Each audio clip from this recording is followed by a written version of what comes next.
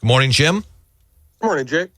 All right, Jim. So the NCAA tournament bracket was announced yesterday. The top four seeds are Connecticut, Purdue, Houston, and North Carolina. 6 Big Ten teams get in. Your thoughts on the field? Interesting. I do think UConn is the best team in the country, and probably by a wide margin. I could see, if this went chalk, I would not be surprised to see them win it all again. North Carolina's coming off a terrible loss against North Carolina State, who had a nice little run in the ACC tournament. Still a very capable team. Purdue, Edey's a dominant player. I'm not sure. I didn't really like the composure or the play of their guards in the Big Ten tournament. I don't know. I could see Purdue getting upset by a team that's quicker than they are. Not a ton of surprises, and really most of the surprises in the NCAA bracket are, is somebody one off of a seed that you think they should have had. The Big Ten did not have a particularly strong season. I didn't think it was a very, very deep conference. It was fun to watch Illinois and Wisconsin play on Sunday at Target Center. Illinois, just tremendous guard play. And I loved watching, I remember watching Bo Ryan's teams and saying, okay, they're good, but man, I hate watching them. That Wisconsin team was very entertaining between Storr and Hepburn and big guys who were pretty mobile. I thought they were really entertaining. They're coming on strong. I could see Wisconsin making a run. Jim, what do you think about a couple of former Gopher coaches making into the tournament? Both won their conference tournaments. Richard Pitino at New Mexico and Dan Munson at Long Beach State. Yeah, I wrote about it for the morning paper, and it's fascinating and completely different circumstances, right? Monson, coached at Gonzaga, beat the Gophers in the tournament, flipped that into being the Gopher coach. Listen, Dan's a really nice guy, and he had successes here. He got Vincent Greer, went to the NCAA tournament. It wasn't all bad, and it certainly wasn't all bad in the context of recent history of Gopher basketball. But he never really seemed like he wanted to live here. It really felt like he was a West Coast guy. And when things went south, they went south hard, and they fired him. And he goes to Long Beach State, and, not a spectacular run, but he ran a good program. He had his successes, and, he's kind of coming to the end here and mutually agreed to leave the coaching job, but to finish the season. And then they go in the conference tournament, in a very good conference, by the way, and get in the NCAA tournament. And he had a great on-camera interview after that conference championship. So it's a great story. It really is. And he's in the same bracket as Richard Pitino, who gets fired from the Gophers once again.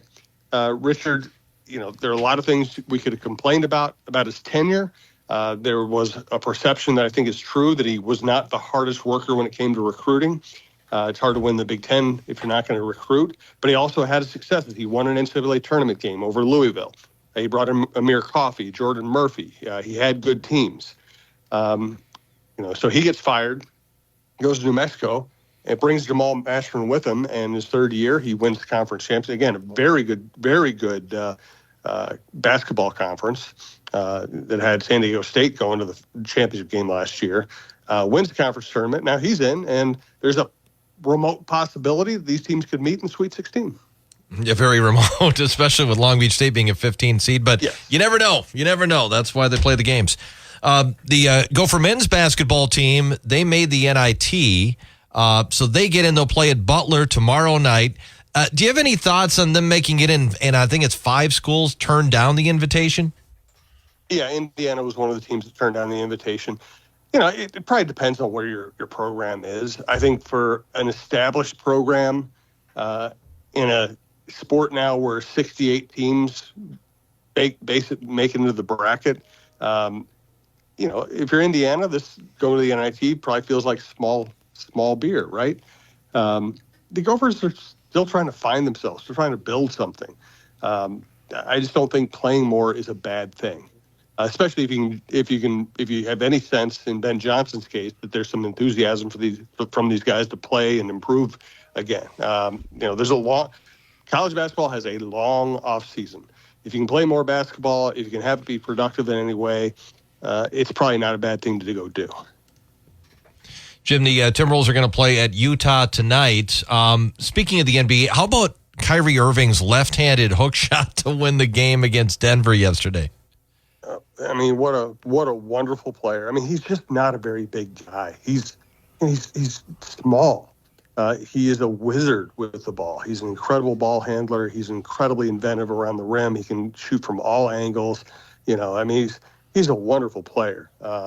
He also thinks the earth is flat, but, we have to deal with that in sports. But, man, he doesn't play any defense, but one of the greatest offensive players, one of the most creative offensive players we've ever seen. Yeah, and that was good for the Wolves, too, because the Wolves are only half game back at Denver and a full game back of Oklahoma City for the best record in the Western Conference. Wolves have a couple of games. They got Utah, then they got Denver at home tomorrow night. Your thoughts on this Wolves team? They're hanging in there. There were times, Saturday night against Utah, you looked out and said, okay, that doesn't look like a very good team. But they, Edwards has been spectacular. He's really taking on the responsibility of being this team's star with Gobert and Towns out on Saturday. I think they expect to have Gobert back. They certainly want Gobert back against Denver on Tuesday. Mike Conley was brilliant. He's had 2 great games in a row. So, they're surviving the loss of Towns right now, and it would be quite. I think if they ended up being the number 1 seed while missing Towns down the stretch like this, that would elevate Finch to Coach of the Year status. Jim, some other things going on in the NFL. Big trade. Well, maybe not a big trade, but at least it was a trade of note where Justin Fields goes to the Pittsburgh Steelers for what was it, a 4th-round pick, 6th-round pick? I mean, it was not a high pick that the Bears are getting. What do you think about the Bears making that move? It's a conditional 6th-round pick, so it's a 6th-round pick that could improve to a 4th if Fields plays a certain amount this year. But he's going to start the year as Russell Wilson's backup. I love what the Steelers are doing. They get Russell Wilson cheap to add to a team that has had terrible quarterback play since Roethlisberger left. They have very good receivers. He throws a great deep ball. They already have a good defense, and they can run the ball. I love that pickup, and I love the Fields pickup. He could be their future quarterback. He could learn under Wilson. So I think I love what the Steelers have done.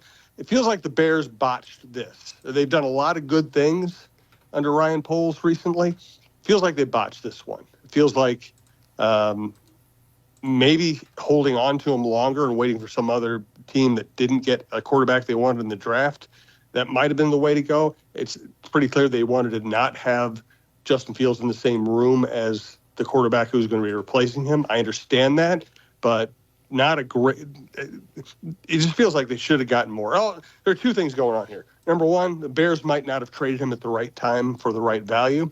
The other thing is that it's also an indication that Justin Fields is not as highly regarded by NFL teams as he is by a lot of people outside the league.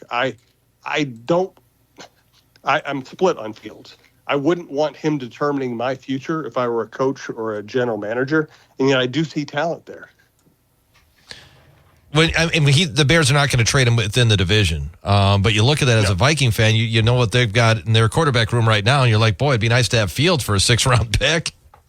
Oh, I'd take Fields over Darnold, no doubt. Darnold is either going to be a game manager or he's going to be a failed game manager, and he isn't very accurate. Fields makes big plays. I mean, Fields, he's one of the best pure running quarterbacks we've ever seen, and he has a good arm, and he throws the ball well downfield, and he had very little support in Chicago.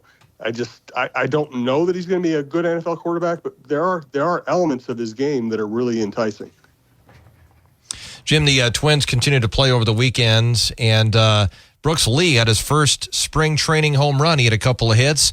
He hasn't been sent down to minor league camp yet. What are your thoughts on Brooks Lee and what he's done this spring?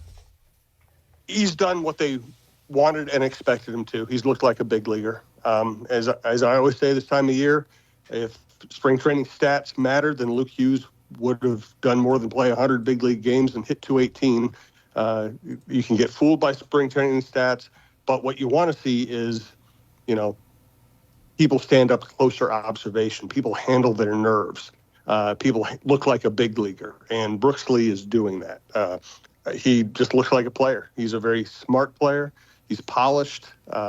You know, he probably is going to be an impact player for this franchise, or he's either going to be an impact player for this franchise, or he's going to give them an opportunity to trade somebody. You know, whether it's him or somebody else. I don't think they're going to trade him. I think they view him as a big part of their future.